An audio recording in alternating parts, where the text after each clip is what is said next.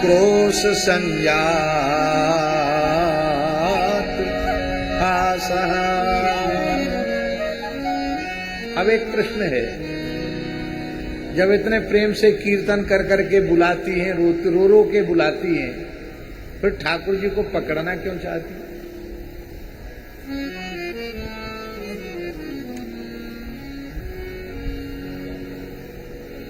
इसका बड़ा सुंदर उत्तर सूरदास जी ने दिया।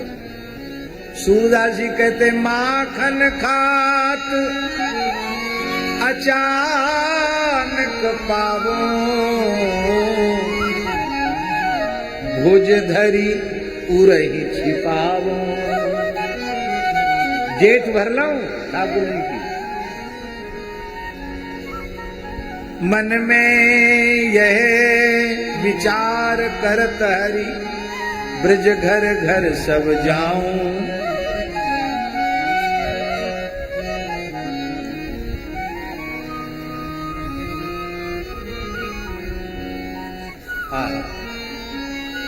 तो इसलिए गोपी कृष्णा लिंगन प्राप्त करना चाहती है और ठाकुर जी लीला करके चले जाते हैं तो लीला का सुख से वंचित।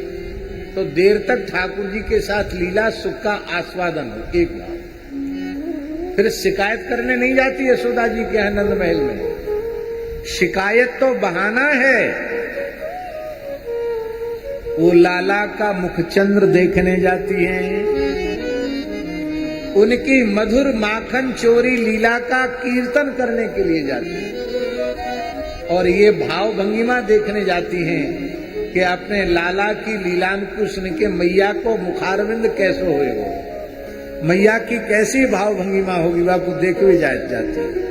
ये प्रेम की लीला है, ऊपर से कठोरता है और भीतर भाव की प्रवणता है। भीतर में प्रेम बहुत अधिक है पर बाहर से गोपी शिकायत करती है, अनेक उपाय करती हैं कि कैसे ठाकुर जी को माखन चोरी करते हुए पकड़ा जाए। बत्सान मुंचन क्वचिद समये, क्रोश संजात हासा। एक लीला हो गई, एक गोपी ने माखन की मटकी ओखली में रख दी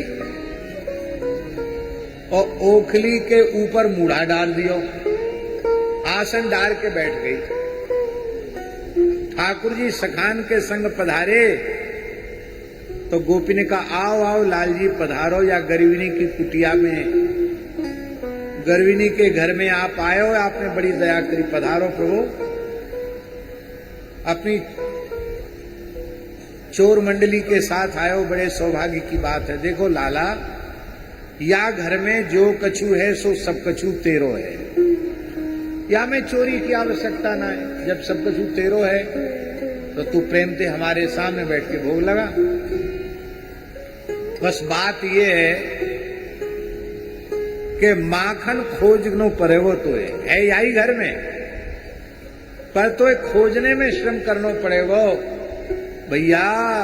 एड़ी चोटी को पसीना एक है जाए तब नेक्सो माखन निकसे, दुल्लर ते तिल्लर रह जाऊं तब माखन निकसे। तो इतनी मूल्यवान वस्तु को खोजने में श्रम तो करना पड़ेगा कि नहीं। ठाकुर जी बोले खोजूंगा, पूरे घर में छानबीन कर लई, माखन कहूं नहीं पायो। छीके खाली पड़े, मटकी खाली पड़ी।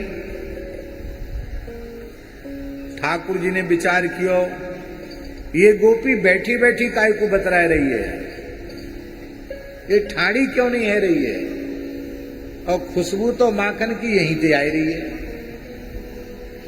तो ठाकुर जी ने अपने सखान को इशारो किया, या के बछड़ा बछिया खोल दो। सखा सब सिखे पड़े भय, सखान ने बछड़ा बछिया खोल दिए। ठाकुर जी हंस हंस के नाच नाच के कहवे लगे, देख ले तू बैठी बैठी गोल मटोल बातने बनाए रही है और तेरे सवरे बछड़ा बछिया खुल के नहीं, या गैयान को दूध पी रहे।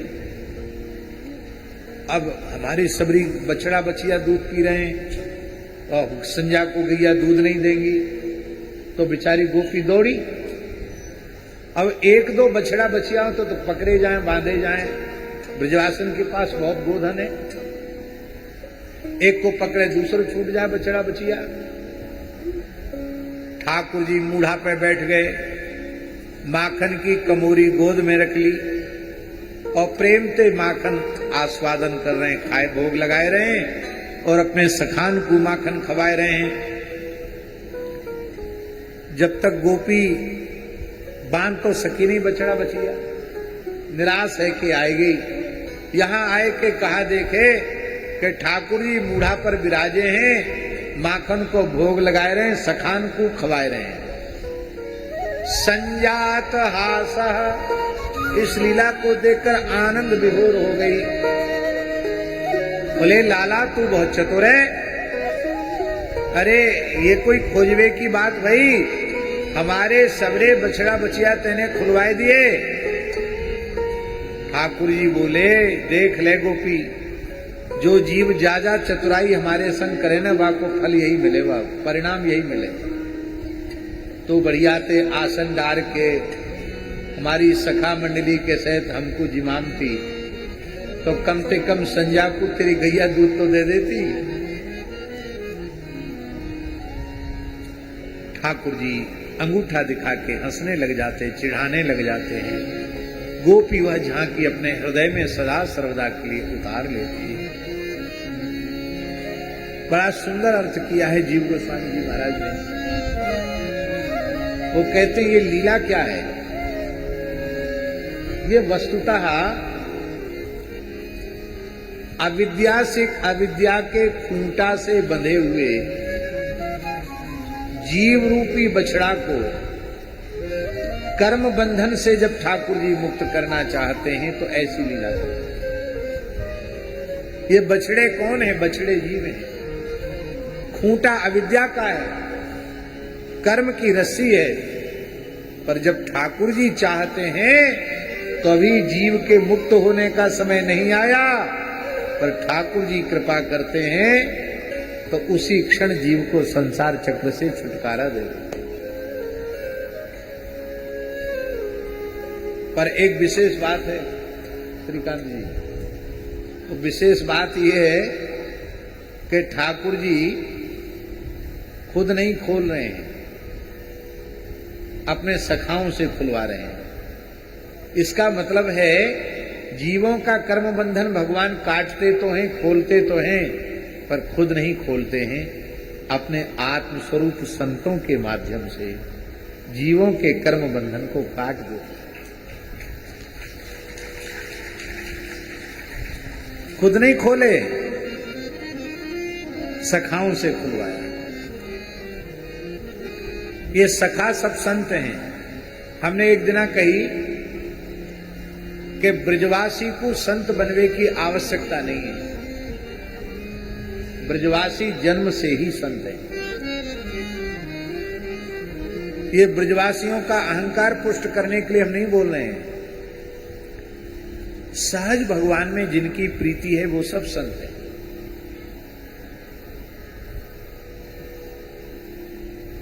बोलो भक्तवत्सल भगवान की जय। जैसा निश्चल निष्कपट प्रेम ब्रजवासियों का ठाकुर जी श्री जी में है, वैसा निश्चल निष्कपट प्रेम बड़े बड़े अमलात्मा विमलात्मा ऋषि महर्षियों को भी बोला। ये प्रेम क्या है? आत्मीयता। और आपको हमारी बात पे विश्वास न हो तो देख लियो, रंगीली होरी आवे, नंदगाम के सब ग्वारिया गोप होरी खेल में बरसाने में जाए और वहां गोपी उनके संग होरी खेलें। आप यदि भावपूर्वक उस लीला का दर्शन करें तो आपको यह नहीं लगेगा कि कलयुग की घटना है, आपको लगेगा कि एक द्वापर युग में हम आ गए हैं तो साक्षात ये ग्वारिया हैं, साक्षात गोपी हैं। इन ग्वारियन के झुंड में ही कहूं न कहूं दाऊ दादा है, इन ग्वारियन के झुंड में ही कन्हैया है, और इन गोपिन के झुंड में कहीं न कहीं राधा रानी है। उस समय जिस भाव से वो खेलते हैं लठमार होली, उस भाव में कृत्रिमता नहीं है, बनावटीपन नहीं है, उसमें स्वाभाविकता। यही शुद्ध प्रीति है। अभी हम नाम भूल रहे हैं, आप लोगों में से किसी को पता होगा, हमारे वृंदावन में एक महापुरुष थे, श्री बीणमृत कुंज वाले महाराज जी के परिकर पूज्य बाबा श्री मनोहर दास जी, बहुत उच्च कोटि के महात्मा थे। उनने हमको एक घटना सुनाई। बोले नंदगाम के एक ब्रजवासी नंदलाला के अंग सेवी गुसाई बोले हमारे संग जगन्नाथपुरी गए, तो जगन्नाथ जी का स्वरूप तो अलग ढंग का है। तो बोले भैया ये कौन से ठाकुर हैं? बोले तुम्हारा कन्हैया है। इतना सुनते ही बोले ऐ दशा कैसे हो गई ठाकुर जी की? बोले ब्रजवासियों के विरह में, ब्रजवासियों के प्रेम में ठाकुर जी को श्रीअंग गल गयो।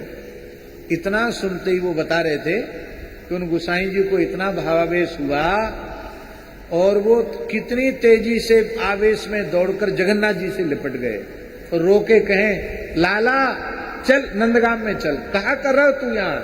देखते ने अपनी कागत कर रहा कि लोग तो समझे पागल हो गए। उनको तो महाराज जी लोगों ने धक्का मुक्की भी की, लेकिन वो उसी प्रेम के आवेश में। ये नंदगांव के किसी गुसाई की घटना है, श्री मनोहर दास बाबा ने हमको बताई। अब इतनी शुद्ध प्रीति किसमें होगी कि जगन्नाथ जी से ये कहे कि चल लाला नंदगाम चल। ये शुद्ध प्रीति ब्रजवासी है। आहा, ब्रजवासी संत हैं। कैसे? हमारे वृंदावन के एक भगवत साक्षात्कार संपन्न महापुरुष थे, पूज्य पंडित श्री जगन्नाथ प्रसाद भक्तमाली जी। वे कहते त्रेता में बानर भये, द्वापर में भये ग्वाल, कलयुग में साधु भये, तिलक छाप अरुमाल। वो कहते थे सब ठाकुर जी के सखाई हैं। त्रेता में लीला करवे ठाकुर जाए तो बंदर भालू है गए, ब्रज में द्वापर में लीला करवे आए तो ग्वालवाल है गए, और कलयुग में यही ठाकुर जी के सखा संतन के रूप में आए। ये पंडित जी महाराज का। तो ब्रजवासी ग्वालवाल हैं, ब्रजवासी रामावतार के बंदर भालू हैं, और कृष्णावतार के ग्वालवाल हैं, और कलिकाल के ब्रजवासी संत हैं। इनकी सहज प्रीति भगवान में। तो असमय में ही अभी जीव को संसार के चक्र में पड़े रहना है, पर ठाकुर जी उसको मुक्त कर देते हैं। एक गोपी ने सुंदर मिष्टी दही जमाया। ये हमारे कोलकाता के बंगाली दादू जानते हैं मिष्टी दही। आपने खाया कभी कलकत्ता में मिष्टी दही? नहीं। अरे क्या कहना, हम तो बाजार की चीज पाते नहीं हैं, लेकिन हम जानते हैं मिष्टी दही कैसे बनता है। दूध को मध्य आंच में, वेद लक्षणा भारतीय देसी गाय के दूध को मध्य आंच में औटाओ, घोटते रहोगे, घोटते घोटते अधोटा आ जाए। अधोटा माने जैसे 5 सेर को 2.5 सेर रह जाए। फिर वो अधोटा बनाते समय मिश्री गिर दो, खूब बढ़िया मिश्री। ताल मिश्री हो तो क्या कहना है। ताल मिश्री आती है बंगाल में। ताल मिश्री गिर के धीरे धीरे उसको घोटो। ने कहा केसर भी डाल सकते हो, इलायची का पीस करके इलायची भी छोड़ सकते हो। और फिर जब वो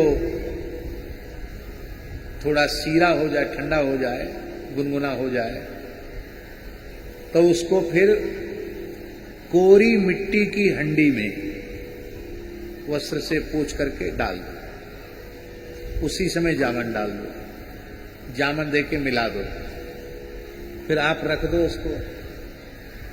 तो अधोटा दूध में पानी तो वैसे ही नहीं रहा सहा जो पानी है वो कोरी मटकी सोख लेती है। फिर ऐसा गुलाबी रंग का दही होता है महाराज, क्या कहें। इतनी मोटी मलाई पड़ जाए ऊपर से, और तुलसी दल पधराए के ठाकुर जी को प्रेम से भोग लगाओ तो दौड़े चले आवे ठाकुर जी। और आपको हमारी बात पे विश्वास नहीं है रहे हो, वो ऐसो दही भोग लगाए के ब्रजवासी ब्राह्मणन को संतन को खूब झिक्के जिमाओ। फिर हाथ जोड़ के ये प्रार्थना नहीं करनी पड़ेगी, बाबा आशीर्वाद दो, ऐसो दही जो खाएगो वाके रोम रोम ते आशीर्वाद निकसेगो, जजमान तेरो भलो।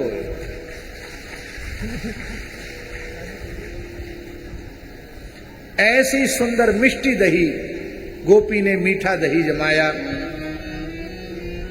और आवाहन किया कि ठाकुर जी हमने आपके लिए मिष्टी दही जमाया है, मीठा दही जमाया है, आप कृपा करके पधारो। ठाकुर जी गोपी के घर पधारे। अंधेरे घर में, अब तो नए ढंग के मकान बनने लगे। पहले तो हमें खूब स्मरण है 1984 में हमने 84 कोस की परिक्रमा पैदल करी। तो अब ये बहुत पुरानी बात तो नहीं 1984 की, पर 1984 का हमें स्मरण है। ब्रिज में गांव प्रायः कच्चे मकान थे, गांव में मोटी मोटी मिट्टी की दीवार, छप्पर, और अब बढ़िया बढ़िया मकान बनने लगे गांवन में। नहीं तो गांव में मकान कहाँ थे, न बिजली थी है। हाँ, वो हर साल मरम्मत करनी पड़ती मिट्टी के घरन की।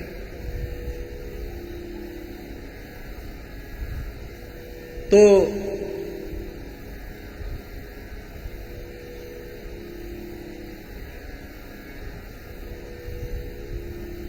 एक अंधेरा घर होता है, अंधेरा घर, मोटी दीवार को कच्चो घर, उसमें ठंडक रहती है। उस अंधेरे घर में दूध दही रखा जाता है। अब यहां क्या कहते हैं उस घर को? संस्कृत भाषा में उसे अंतर्गृह कहते हैं। क्या कहते हैं? अंतर्गृह।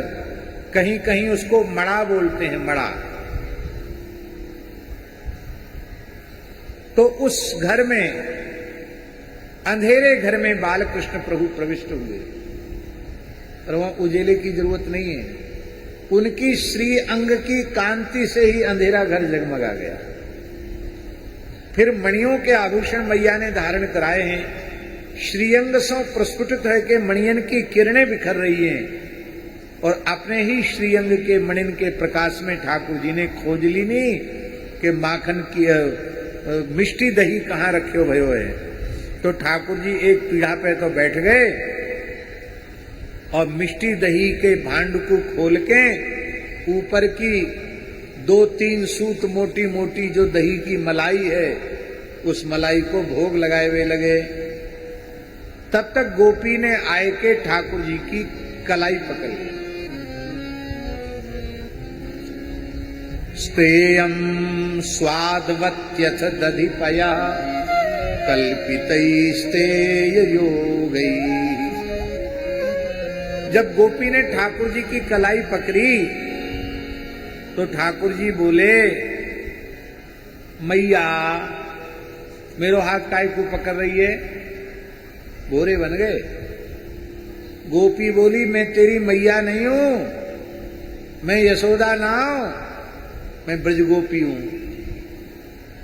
ठाकुर जी बोले, अरे भैया मैं तो भूल है गई, मैं तो अपने घर के धोखे चले आयो और मैंने तो तू अपनी मैया ही मानी। यह सुनते गोपी का हृदय भर आया। ठाकुर जी ने आज इस घर को अपना घर कह दिया। लाला ये घर तो तेरो ही है, पर तू यह अंधेरे में छिपके कहा कर रहे हो। ठाकुर जी बोले, देख गोपी, तैने बहुत उत्तम मिष्टी दही जमायो है और ये मिठाई की गंध पाए के चेंटी आए गई, तो मैंने सोची तू बड़ी बूढ़ी है और तो अच्छी तरह दिखे को ना है, तो मैं चेंटी बीनवे के काजे यहां बैठ गए हो। गोपी ने कही, चेंटी बीनवे में अंगुरीन के अग्रभाग में दही लगनो चाहिए, तेरे सवरे दही में हाथ सन रहे हैं, तो क्या तू बेहतर हाथ डाल के चैंटाने बीन रहे हो?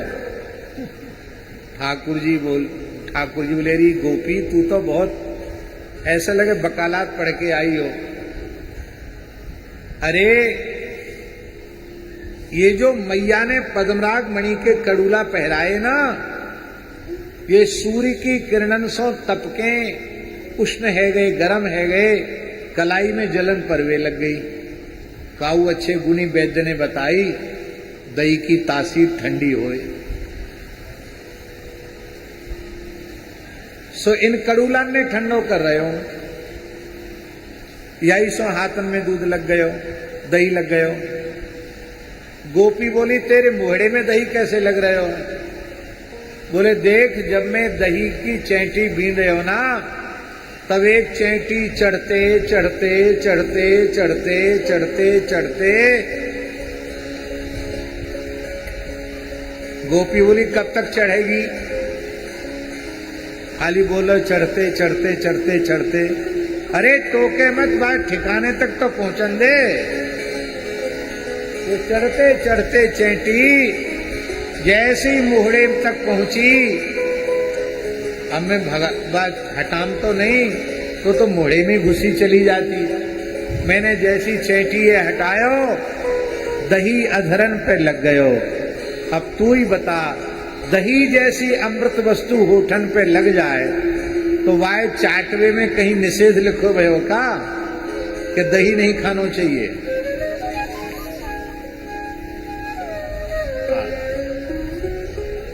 दही बहुत उत्तम चीज है, बहुत ध्यान से सुने।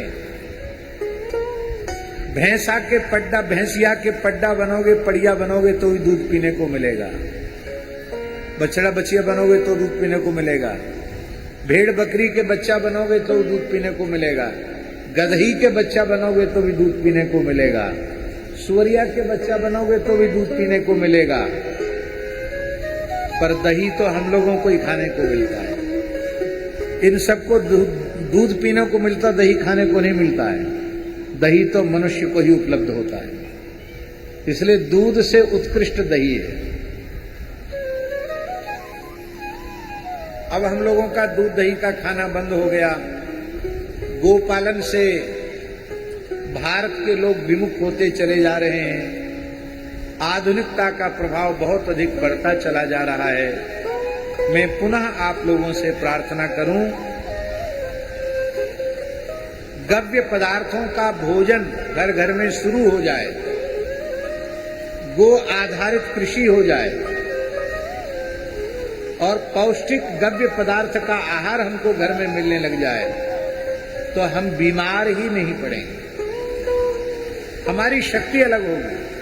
आज अन्न का बीज भी, शर्मा जी, शक्तिहीन हो रहा है। और देश में आपने सुना होगा कई जगह ये दुष्परिणाम आ गए। रासायनिक खादों के अत्यधिक प्रयोग के कारण और कीटनाशकों के अत्यधिक प्रयोग के कारण जो अन्न हम खा रहे हैं वो जहरीला हो गया। हमको सब्जी में परवल बहुत अच्छा लगता है, परवल। तो एक गांव में हम कथा में गए, चरवा गांव में। वहां चारों ओर परवल की खेती थी और उस खेत वाले, आप थे उस कथा में कि नहीं? उस खेत के, आप तो थे, खेत के लोगों ने, शर्मा जी, खेत के लोगों ने रासायनिक दवाई का छिड़काव किया परवल में कीड़ा न लगे। आप आश्चर्य मानेंगे हमारे तमाम संतों को उल्टी होने लग गई, इतनी दुर्गंध व्याप्त हो गई, हमारी श्रद्धा पूरी हुई परवल खाने से। इतना अधिक रासायनिक कीटनाशक का जहर का प्रयोग किया जाता है। तो हमने कहा ये छिड़कने वाला कैसे छिड़कता है? बोले पूरी आंख नाक मुंह बंद करके तब छिड़कता है। हमारे परासोली गांव के एक ब्रजवास गांव की घटना है। धान के खेत में रासायनिक छिड़काव करने गया जवान आदमी, और उस विषय जहरीले उस रासायनिक दुष्प्रभाव से उस युवा व्यक्ति की वहीं मृत्यु हो गई। गांव के एक प्रामाणिक व्यक्ति ने बताई कि महाराज जी, हम आपको क्या बतावें, हम लोग जब खेतन में, धान के खेतन में कीटनाशक छिड़क देते हैं, तो उसके बाद यदि जहरीला सांप निकल जाए तो सांप की मृत्यु हो जाती है। वो चीज हम आहार के रूप में ले रहे हैं। हम लोग सुखी होना चाहते हैं, ईमानदारी से तन मन से स्वस्थ होना चाहते हैं, तो हमको अपने ऋषियों के युग में फिर से लौटकर जाना पड़ेगा। मुगल काल में हमारे पूर्वजों ने कितना अत्याचार सहा, फिर अंग्रेजी शासन में भी अत्याचार सहा, फिर भी वैदिक हिंदू सनातन संस्कृति बची रही। किसान आत्महत्या करने के लिए मजबूर नहीं हुआ, और स्वतंत्र भारत में किसान आत्महत्या कर रहा है। कारण क्या था?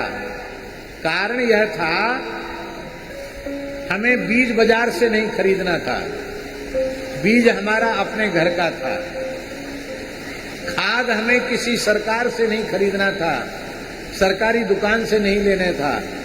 गैया के गोबर का खाद, गोमूत्र का छिड़काव हमारे घर में था। खाद हमारा अपना, खरीदना नहीं, बीज हमारा अपना, खरीदना नहीं, और डीजल पेट्रोल की जरूरत नहीं, बैल हमारे अपने घर के जिनसे खेती हो रही है, और परिश्रम अपनी भुजाओं का, अपने परिवार का। तो इतने भारी भारी लगान अंग्रेजी शासन में लगाए गए, तो भी किसान बचे रह गए। पर आज बीज का खरीदना, खाद का खरीदना, ये सरकारें कब तक सब्सिडी देती रहेंगी?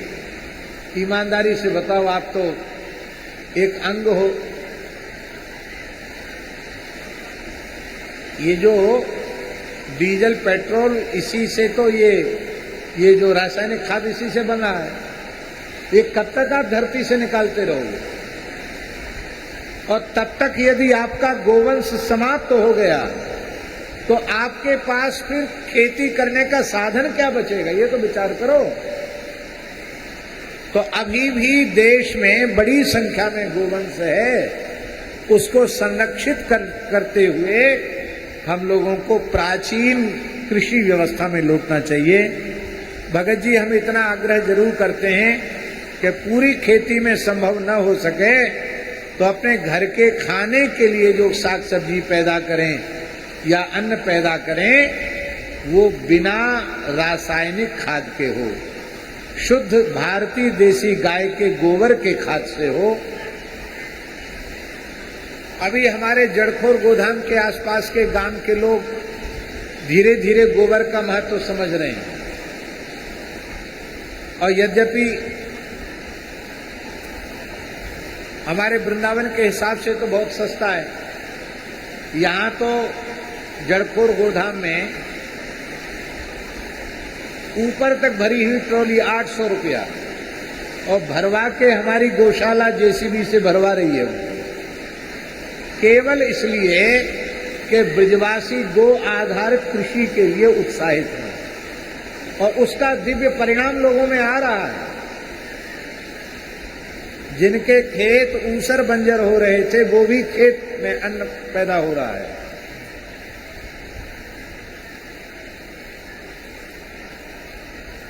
सौ 150 किलोमीटर तक लोग गोबर उठा करके ले जा रहे हैं, लेकिन गाय न होगी तो गोबर कहां से आएगा?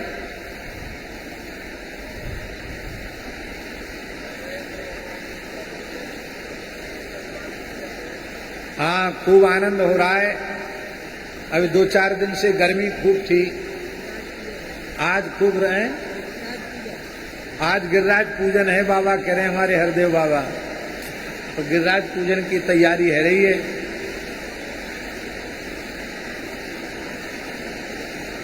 तो आप लोग ध्यान से सुने, आवाज तो बहुत हो रही है पानी बरसने की, लेकिन आप लोग ध्यान से सुने।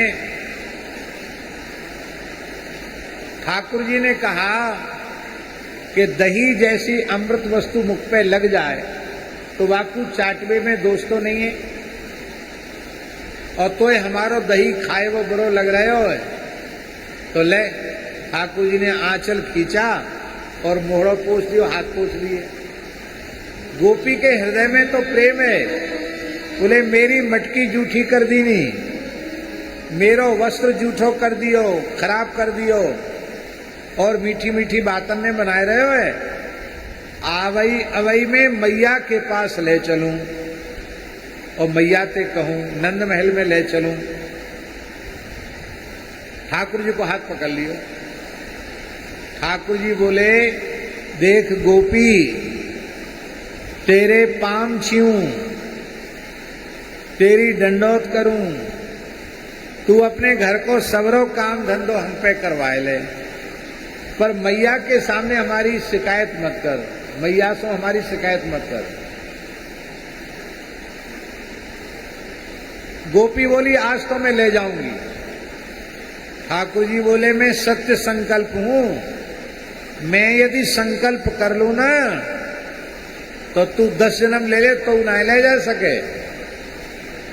गोपी बोले देखे तेरी रही बात के मेरी रही। ठाकुर जी ने कहा देख कौन की रहे बात। हाथ पकड़ के गोपी श्री कृष्ण को ले चली और उसी समय ठाकुर जी ने कहा कि देख गोपी, तेरे जो ससुर हैं, जेठ हैं, बड़े बूढ़े हैं गांव के, वो अथाई में बैठे हुए हैं और तू सिंघनी की चाल चली जा रही है। नेको लाज शर्म ना है, अरे अपने बड़ेन की नेक तो लाज कर, संकोच कर, नेक घूंघट लंबो कर ले। उसने उसको लगा कि ठीक तो कह रहे हैं, अच्छी बात माननी चाहिए। तो गोपी ने अपना घूंघट लंबो कर लियो, और जब लंबो घूंघट कर लियो तो ठाकुर जी ने लीला परिवर्तन करी। ठाकुर जी बोले देख गोपी, तेरे हाथ गैयान की सेवा करते करते, खेत खलिहान को काम करते करते कर्कश रह गए हैं, और हमारी कलाई बड़ी नरम है, या में पीड़ा है रही है, तो ऐसो कर या कलाइए छोड़ के या कलाइए पकड़ ले। तो उस गोपी के ही बालक को, इस गोपी का भी नाम पुराण में लिखा है, इस गोपी का नाम था पद्म पुराण के अनुसार प्रभावती। क्या नाम था?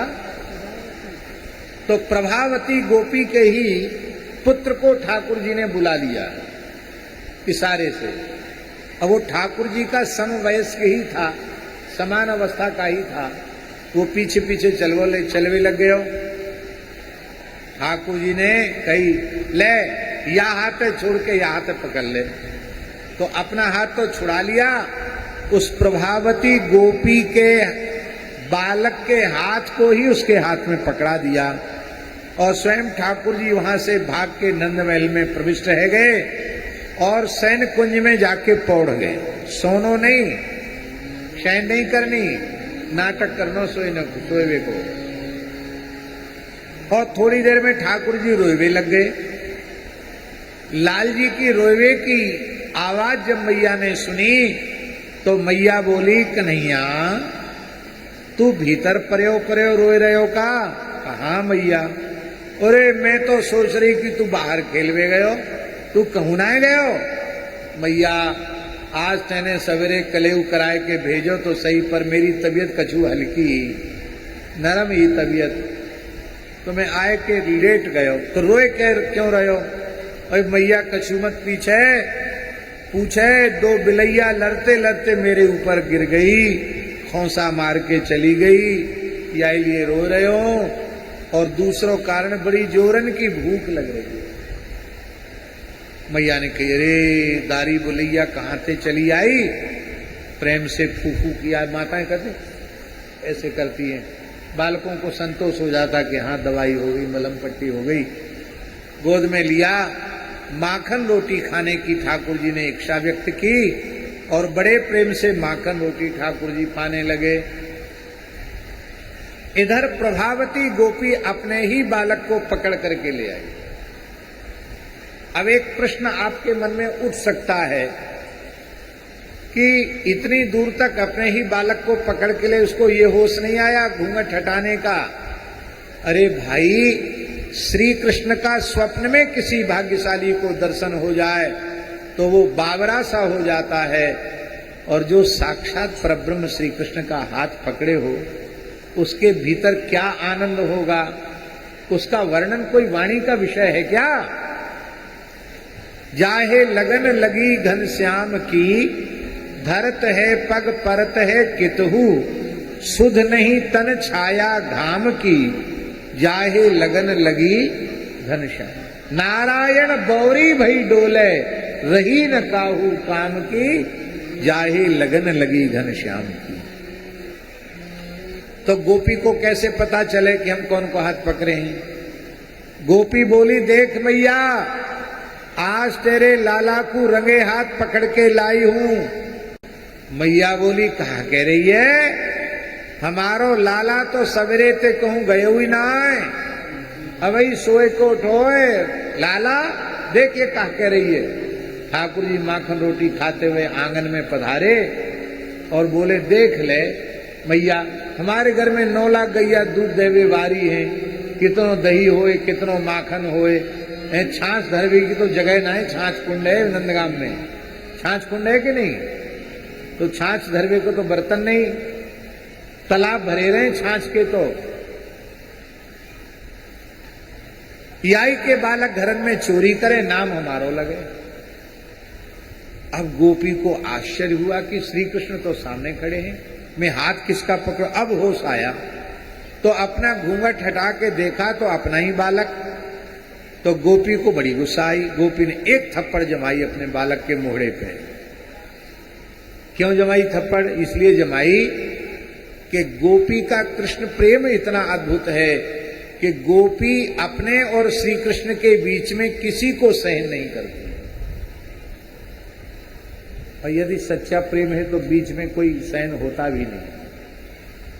प्रेम गली अति सांकरी, यामे द्वय ना समान, दो नहीं होते। पति पुत्र किसी को सहन नहीं करती। गोपी तो बेचारी लज्जित होके लौट के जायवे लगी और ठाकुर जी माखन रोटी खाए वो छोड़ के गोपी के पीछे लग गए और अंगूठा दिखा दिखा के नाच नाच के चिढ़ा चिढ़ा के कहवे लगे, देख ले बड़ी वीरांगना बन रही कि मैं पकड़ के दिखाऊंगी, कान खोल के सुन ले। अब हम फिर तेरे घर में चोरी करवे आवेंगे और अब की बार तेने मैया को पकड़ के दिखावे की कोशिश करी ना, तो अब की बार तो तेरे लाला को हाथ तेरे हाथ में गहायो और अब की बार तो तेरे खसम को हाथ तेरे हाथ में दे दूंगो, तब तेरी बढ़िया ते हंसी होएगी। छोटे से बाल कृष्ण हैं, उनकी मीठी मीठी बात सुनकर के गोपी आनंद विभोर हो जाती है। दधी पया पया, दूध की चोरी। लोग केवल माखन की चोरी करते, लेकिन भागवत में दही, दूध और माखन तीनों की चोरी। एक गोपी बोली सखी मंडल में कि मैं प्रतिज्ञा करूं, मैं तो कृष्ण को पकड़ के दिखाऊंगी। कहा तू कैसे पकड़ेगी? बोले मैं जुक्ति लगाऊंगी, जुक्ति से मुक्ति होए। उस गोपी के घर में एक बड़ा भारी घंटा था बजने वाला, जो बड़े मंदिरों में घंटा लटकाया जाता बजाने वाला, आरती वगैरह के समय बड़ा घंटा था। उस घंटे में उसने छींका बांध दिया और छींके में अधोटा दूध की मिश्री मिलाई भई, अधोटा दूध की मटकी रख दी, बड़ा माठ रख दिया। कि ठाकुर जी इसको हिलाएंगे, छींका हिलाएंगे तो घंटा बजेगा, और घंटा बजेगा तो मैं आ जाऊंगी। और सखियों को कह दिया तुम्हारे कान में घंटा क्या, तुम सब आ जाइयो, हम मिलजुल के पकड़ेंगे। बोले ठीक। और ऐसी ही लीला भई। इस पयः दूध की चोरी की लीला का वर्णन ब्रज के महान रसिक संत श्री बिल्वमंगल जी ने, जिनका काल 7वीं 8वीं सदी का काल है, ये वृंदावन के सबसे प्राचीन रसिक हैं। इनका काल 7वीं 8वीं सदी का काल।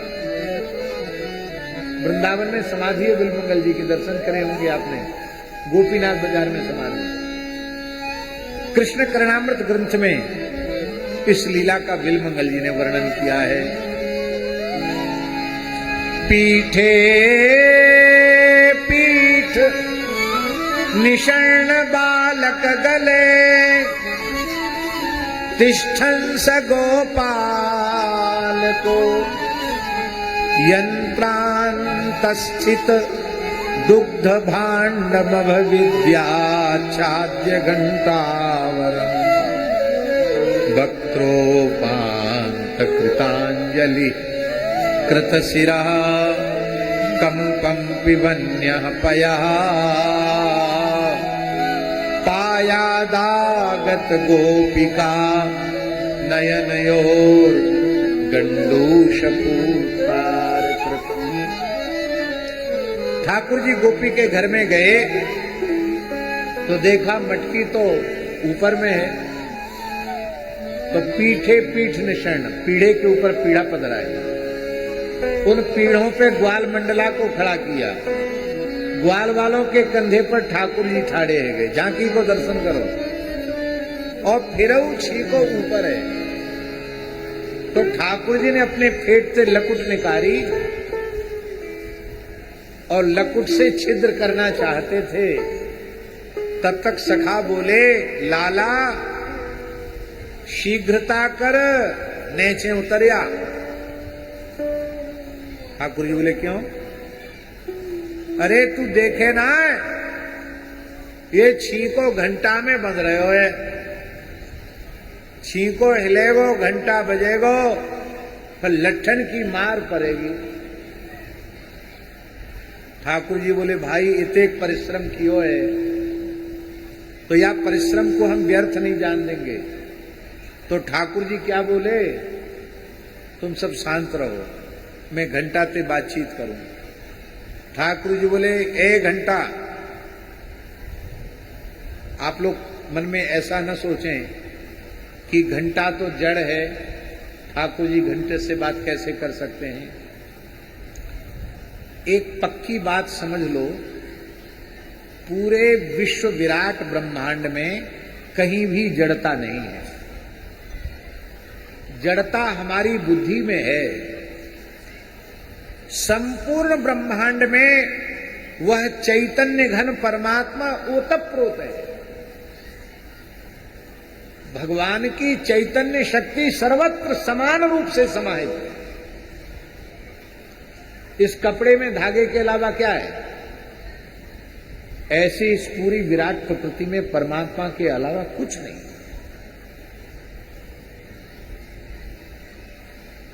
इसलिए ये विज्ञान आधुनिक भौतिक विज्ञान वालों के पास नहीं, पर हमारे ऋषि महर्षियों का विज्ञान ऐसा रहा है। वृक्षों से बातचीत करना, पत्थरों से बातचीत करना, नदियों से बातचीत करना, इनको तो लोग जड़ मानते ही नहीं, पर हमारे संतों ने जड़ पदार्थों से भी बातचीत की। हम कितने उदाहरण आपको गिना सकते हैं, बता सकते हैं। जड़ता कहीं नहीं, जड़ता हमारी बुद्धि में है। हम लोग भगवान के जो सेवा के पात्र होते हैं उनको क्या बोलते हैं? पार्षद बोलते हैं। क्या बोलते हैं? पार्षद जड़ होते हैं क्या? पार्षद तो चैतन्य होते हैं। तो भगवान की सेवा के जितने उपकरण हैं सब चैतन्य है। यहां तक कि भगवान के मंदिर की झाड़ू भी चैतन्य है, जड़ कुछ नहीं है। तो भगवान घंटे से बात करने लगे, बोले तू कौन है? महाराज मैं आपका पार्षद, आपका सेवक, मंदिरों में आरती के समय बजाया जाता हूँ, भोग के समय बजाया जाता हूँ, मैं घंटा हूँ, आपका सेवक हूँ, आप मेरे स्वामी हैं। ठीक जाने तू, स्वामी को कहा धर्म है? बोले आज्ञा देनो। सेवक को कहा धर्म है? आज्ञा पालन करनो। तो मैं तोकू आज्ञा दू हूँ, मैं किते को हिलाऊं डुलाऊं, तू आवाज मत करियो, बजियो मत। घंटा बोलो बिल्कुल ना बजूंगो, आप मना कर रहे हो तो काय को बजूंगो। धीरे धीरे घंटा से बातचीत कर ली। अब ठाकुर जी ने जब लकुट से छेद किया और दूध का झरना झरने लग गया और छींका हलती, घंटा तो हिल रहा है पर आवाज नहीं हो रही है। अब दूध ऊपर से झर रहा है, ध्यान करो झांकी का। कंपम पिबन्य पया वक्त्रोपांत कृतांजलि। भगवान अपने ऐसे अंजलि बांधे हुए हैं और छींका हिल रहा है, तो कभी दूध की धारा कृष्ण की अंजलि में गिरती है तो कभी दूध की धारा उनके मस्तक पर गिरती है। तो दो लीला एक साथ हो रही है, दुग्धाभिषेक और दुग्धपान। और ठाकुर जी के श्रीअंग से जो दूध झर रहा है उसको चुल्लू भर भर के पी रहे सखा। इस झांकी को देख करके घंटा भाव विह्वल हो गया। घंटा ने सोचा, मंदिरों में जब भगवान की मूर्तियों को भोग लगाते हैं, अभिषेक करते हैं, आरती करते हैं तो घंटा बजाया जाता है। वो साक्षात परब्रह्म परमात्मा की दुग्धाभिषेक और दुग्धपान दोनों लीलाएं एक साथ है रही हैं, और या अवसर पे मैं नहीं बजो तो मेरे तो जन्म ही व्यर्थ है। तो पुरानी बात घंटा भावुकता में भूल गयो और पूरे जोर से बजवे लग गयो, ढन ढन ढन ढन ढन ढन। घंटा बड़ी जोर से बजो तो पाया दागत गोपी का, आवाज होती गोपी आई। सखा बोले कन्हैया हम पहले मना करे न, पहले तो घंटा बजोना है, अब जोर से बज रहे हो। भगवान बोले चिंता मत करो, हम जो करें हमारी नकल करो। तो पाया दागत गोपिका नयनयोर गंडूष फूत्कार कृत। आओ महाराज जी, श्री वृंदावन बिहारी लाल की जय। नयनयोर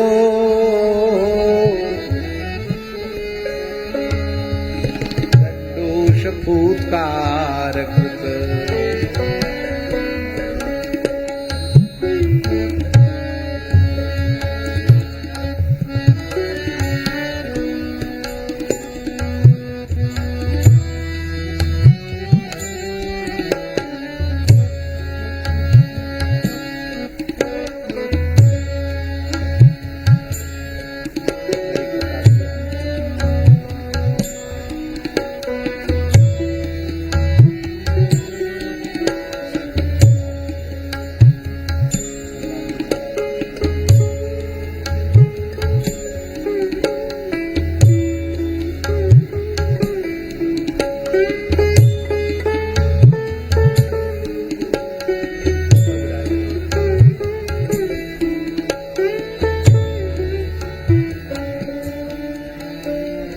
कितने सौभाग्य की बात है, ठाकुर जी लीला के वर्णन में ही और दो महापुरुषों का दर्शन हो गया। तो हम पहले लीला पूरी कर दें। जब घंटा बजवे लग गए और सखा भयभीत है गए तो ठाकुर जी ने कहा भयभीत मत हो। नयनयोर गंडूस फूत्कार कृत। गोपी दौड़ी ठाकुर जी की ओर और ठाकुर जी अपने मुहड़े में दूध भर के दौड़े गोपी की ओर, और गोपी के आंखन में मुहड़े थे। ठाकुर ने दूध की पिचकारी छोड़ी, जैसी दूध की नयन यो दोनों आंखों में पिचकारी छोड़ी अपने मुहड़े थे, और जैसी गोपी अपने मुहड़ों पोछे, अपनी आंखन ने पोछे, तब तक तो ठाकुर जी भाग गए और जितने सखा थे सबने अपने मुहड़े में दूध भर लियो, और जो जो गोपी सामने पड़ी सबके फूटकार। इसको श्री बिलमंगल प्रभु ने, महाप्रभु ने फूटकार लीला कहा। क्या कहा? नयन योर गंडू सपूतकार कृत। और इस भाव को ब्रज के महान रसिक संत जमनामते गांव के, ये चंद्र सरोवर के पास ही जमनामतो गांव, गौरवा क्षत्रिय कुल में जिनको जन्म भयो, श्री वल्लभाचार्य महाप्रभु के कृपा पात्र श्री कुंभनदास जी। कुंभनदास जी महाराज का बड़ा प्यारा पद है, आज हरि, इसी लीला का पद है। आज हरि आए हो नीके, आज हरि आए हो नीके, आज हरि पाए हो नीके, आज हरि आए हो नीके। चोरी चोरी दधी माखन खायो, चोरी चोरी दधी माखन खायो, गिरिधर दिन प्रति के, गिरिधर दिन प्रति के, आज हरि पाए हो नीके, आज हरि पाए हो नीके। आज बहुत मौका से मिले हैं, ठाकुर जी मिल गए। रोक्यो भवन द्वार ब्रज सुंदरी, रोक्यो भवन द्वार ब्रज सुंदरी, ये ठाढ़े पय पी के, ये ठाढ़े पय पी के, भरी गंडूष छीट देने ननी, भरी गंडूष, गंडूष माने कुल्ला, छीट देने ननी, धाय चले देखी के, धाय चले देखी के, आज हरि आए हो नीके, आज हरि पाए हो नीके।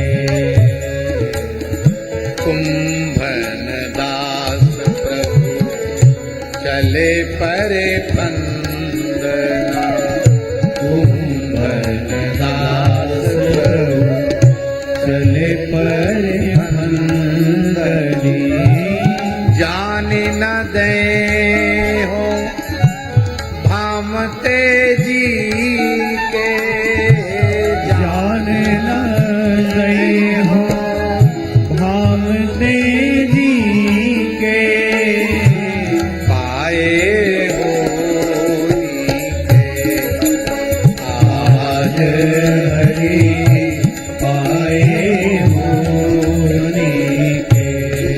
कुंभनदास जी कह रहे हैं कि ब्रजगोपी कह रही है कि प्रभु आप मेरे भवनते तो चले गए, पर आप मेरे हृदय से निकल के कहीं जा नहीं सकते हो। जान न दे हो भामते जी के, आज हरि पाए हो नीके।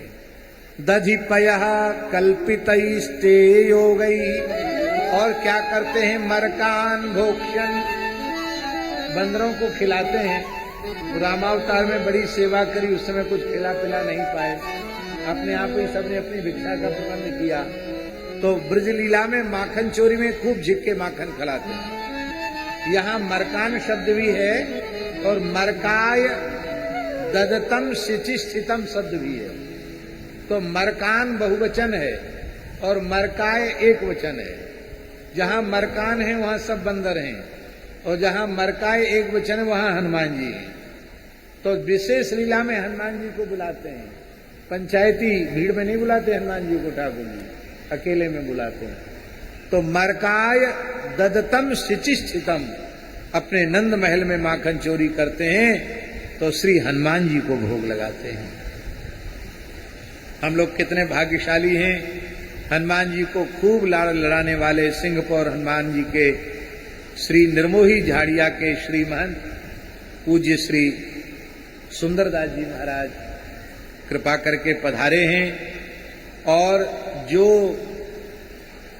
रास परंपरा के प्रवर्तक आचार्य चरण निम्बार्क संप्रदाय के अनंत श्री समलंकृत जगत गुरु श्री स्वामी घमंड देवाचार्य जी महाराज, उस घमंड देवाचार्य पीठ पर विराजमान जगत गुरु द्वाराचार्य घमंड देवाचार्य श्री स्वामी वेणुगोपाल, यही नाम है, श्री स्वामी वेणुगोपालाचार्य जी महाराज कृपा करके पधारे हैं। भागवत के बहुत अच्छे वक्ता हैं, और केवल भारतवर्ष में नहीं, भारत के बाहर भी कई देशों में जाकर के श्रीमद् भागवत की कथा आप करते हैं। दोनों महापुरुषों का हम स्वागत करते हैं, वंदन करते हैं। बड़ी सुंदर सुंदर लीलाओं का वर्णन किया है। हमारे सूरदास जी ने तो इतने पद लिखे माखन चोरी के कि यदि ब्रज के अष्ट छाप के रसिकों की वाणी, ब्रज के भक्तों की वाणी का आश्रय लेकर के यदि कहा जाए तो महीनों तक यही माखन चोरी लीला ही होती रहेगी, इतनी अद्भुत लीला है। सूरदास जी कहते हैं केवल नंदगांव गोकुल में लीला नहीं, पूरे 84 कोस ब्रज में लीला। सूरदास जी का भाव है, ब्रज घर घर प्रगटी यह बात, ब्रज घर घर प्रगटी यह बात, दधि माखन चोरी कर ले हरि, दधि माखन चोरी कर ले हरि, ग्वाल सखन संग खात, ग्वाल सखन संग खात। अभी जो भाव हमने पहले दिया था उसी भाव की चर्चा सूरदास जी कर रहे हैं। ब्रज बनिता यह सुनि मन हरसित, ब्रज बनिता यह सुनि मन हरसित, सदन हमारे आवे, सदन हमारे आवे, माखन खात अचानक पावे, माखन खात अचानक पावे, भुज भरी उरही छुपावे, भुज भरी उरही छुपावे, मन ही मन अभिलाष करत यह, मन ही मन अभिलाष करत सब, हृदय धरती यह ध्यान, हृदय धरती यह ध्यान, सूरदास प्रभु को घर में ले, सूरदास प्रभु को घर में गए हो माखन खा,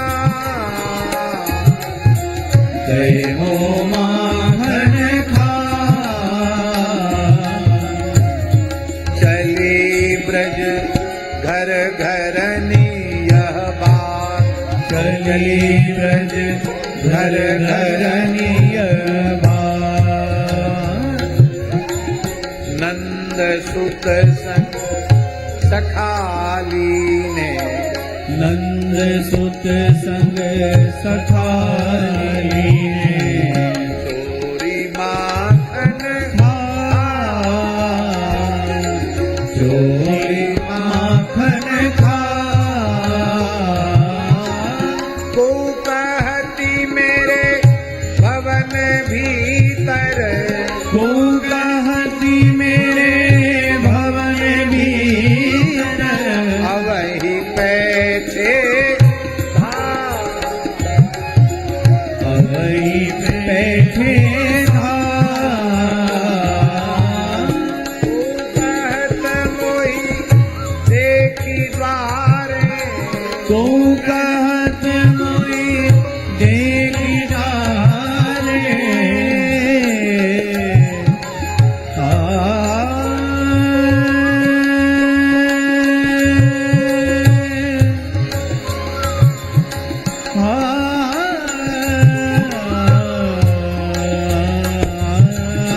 को कहती मोहि देखी द्वारे, उतहि गए परा, उतहि गए परा,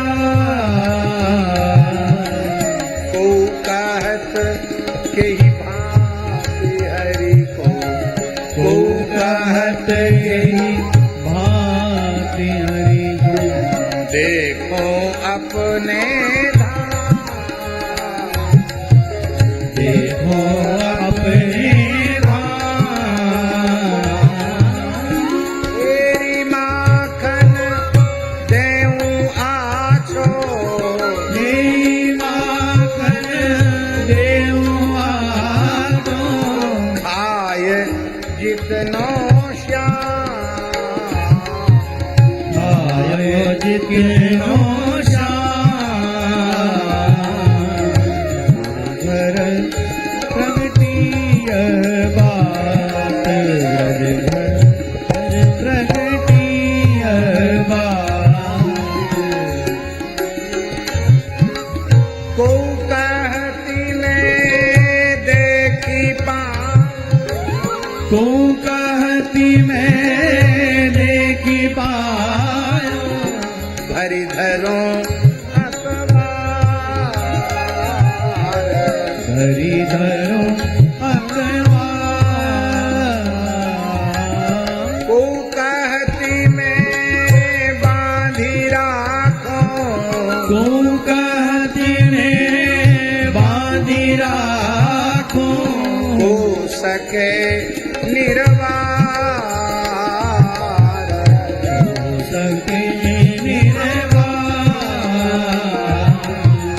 सूर प्रभु के मिलन कारण, सूर प्रभु से मिलन कारण, करते विविध विचार, करते विविध विचार, जोरी कर विधि सो मनावत, जोरी कर विधि सोमनाथ, पुरुष नंद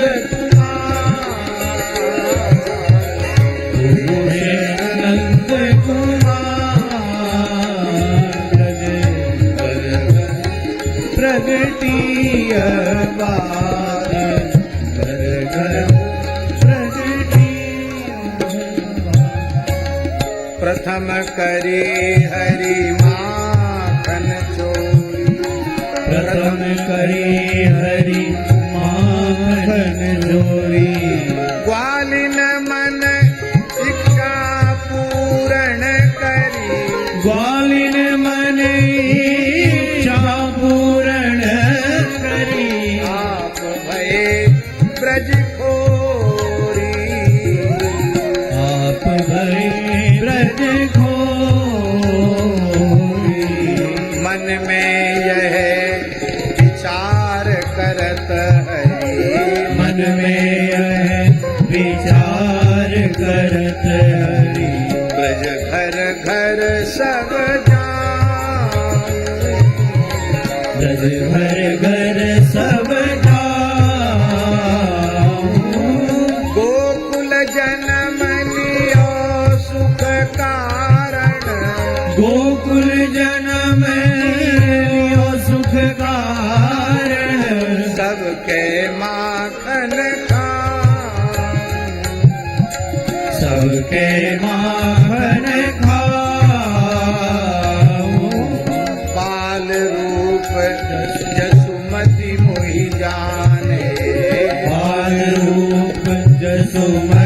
मोहि जाने। गोपिन मिली सुख भो, गोपिन मिली सुख भो।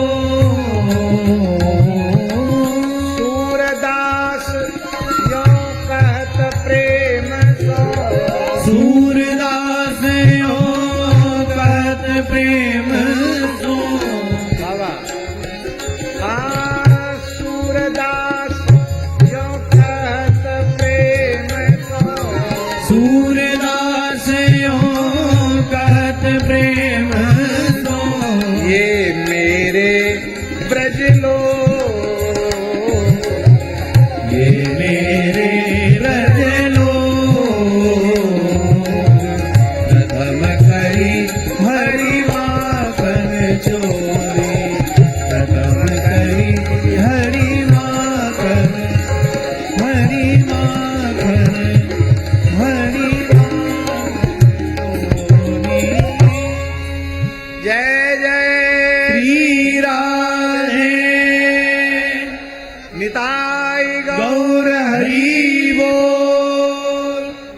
आज ठाकुर जी बाल लीला पर हम सब पर इतने ज्यादा रीझ गए, इतने प्रसन्न हो गए, इतने प्रसन्न हो गए कि हमारे ब्रजमंडल की शोभा, बरसाना धाम की शोभा, लाडली जी के अतिशय कृपा भाजन श्री नाम रूप लीला धाम के रस में निरंतर डूबे रहने वाले, आदर्श भजन की पद्धति, श्रीमन महाप्रभु जी की जो भजन की पद्धति है, उसके साक्षात मूर्त विग्रह परम पूज्य श्री बाबा महाराज हम सबके मध्य पधारे हैं।